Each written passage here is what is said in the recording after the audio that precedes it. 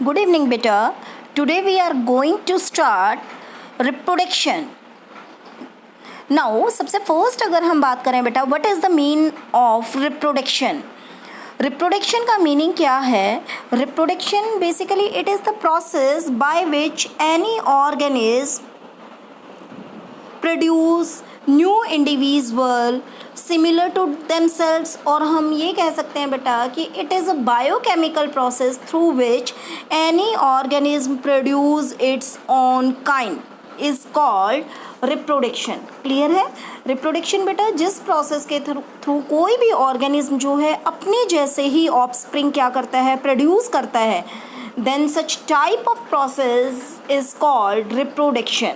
Now second question arise होता है बेटा कि what is the need of reproduction.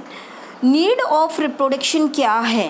देखो बेसिकली अगर हम बात करें कि कोई भी ऑर्गेनिज्म जो है वो रिप्रोडक्शन क्यों करता है, क्योंकि रिप्रोडक्शन के थ्रू उसके नंबर क्या होते हैं, इंक्रीज होते हैं. और अगर नंबर इंक्रीज हो रहे हैं इट मीन्स बेटा it is necessary to increase its number for maintaining the continuity in the nature. कोई भी स्पीशीज़ जो है वो नेचर में अपने आप को कंटिन्यू रखने के लिए क्या करती है, रिप्रोडक्शन करती है, ताकि वो क्या रहे, नेचर में एग्जिस्ट करती रहे.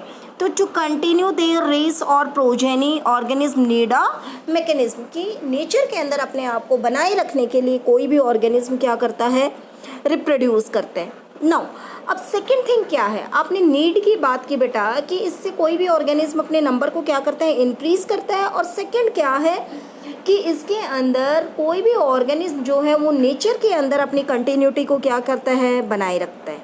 नाउ सेकेंड थिंग क्या होती है, रिप्रोडक्शन जो है किस लिए असेंशियल है बेटा, क्योंकि रिप्रोडक्शन प्रोसेस के अंदर किस चीज़ के चांसेस होते हैं, वेरिएशंस के. किस चीज़ के चांसेस होते हैं बेटा, वेरिएशन के.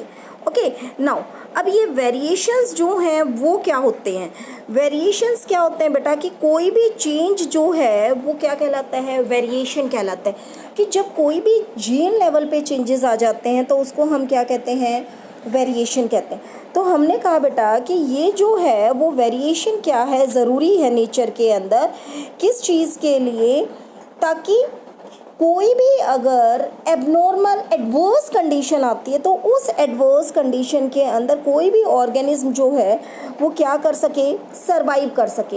इस चीज़ के लिए वेरिएशंस क्या हैं, ज़रूरी हैं. और ये वेरिएशंस जो हैं वो किसके थ्रू आते हैं, रिप्रोडक्शन. और रिप्रोडक्शन में भी बेटा कौन सा type, sexual reproduction. Sexual reproduction leads to the variations, asexual reproduction not leads to the variation.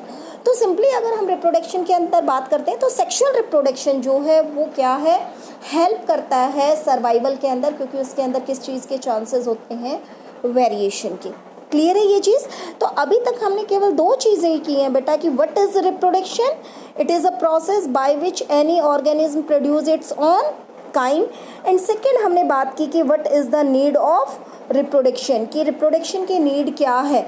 तो वन जो है वो क्या है, कंटिन्यूटी इन नेचर, कि अपने कंटिन्यूटी को नेचर में बनाए रखें. सेकेंड, रिप्रोडक्शन के अंदर ये जो सेक्सुअल रिप्रोडक्शन है उसमें वेरिएशन के चांसेस होते हैं जो कि सर्वाइवल में क्या करते हैं, हेल्प करते हैं.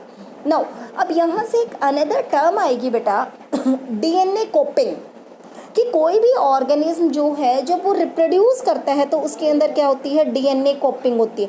Now what is the meaning of DNA कॉपिंग. देखो हमने ये कहा कि रिप्रोडक्शन एक ऐसा प्रोसेस है जिसके थ्रू कोई भी ऑर्गेनिज्म जो है वो अपने जैसे ही ऑर्गेनिज्म को क्या करता है, प्रोड्यूस करता है, प्रोड्यूस इट्स ओन काइंड.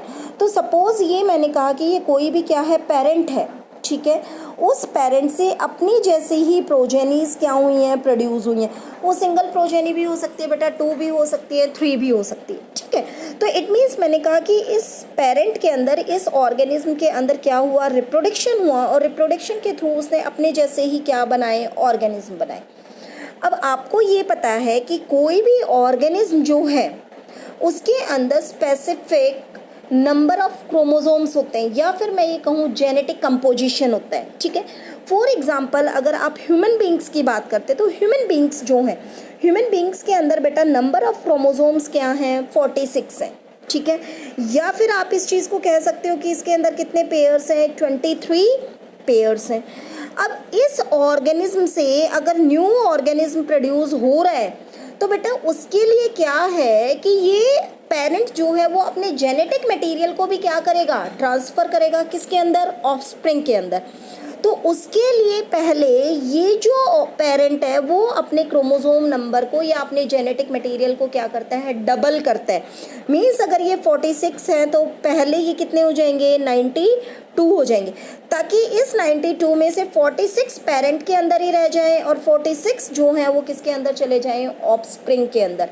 तो ये जो प्रोसेस है अपने जेनेटिक मटेरियल को डबल करने का, उसी को हम क्या कहते हैं, डीएनए कॉपिंग कहते हैं। क्लियर है ये चीज़। तो यहाँ से एक टर्म आएगी बेटा कि organisms are reproduce through the DNA copying, कि डीएनए कॉपिंग के थ्रू वो क्या करते हैं, रिप्रोड्यूस करते हैं। तो ये डीएनए कॉपिंग जो है उसके अंदर क्या है कि डीएनए जो है वो अपने उसको क्या करता है, डबल करता है, अपने मटेरियल को पहले क्या करता है, डबल करता है। ठीक है। तो देखो reproduction involves division of cell. Obvious सी बात है, अगर एक सेल है वो रिप्रोड्यूस कर रही है, अपने नंबर को इंक्रीज कर रही है, तो उसमें क्या होगा, डिवीज़न होगा। अब basic event in the cell reproduce in the creation of a DNA copying. DNA copying, ठीक है, कि डीएनए कॉपिंग होती है। अब डीएनए कॉपिंग के अंदर क्या होता है कि वो DNA copying is accomplished by the creation of an additional cellular एपर्टस।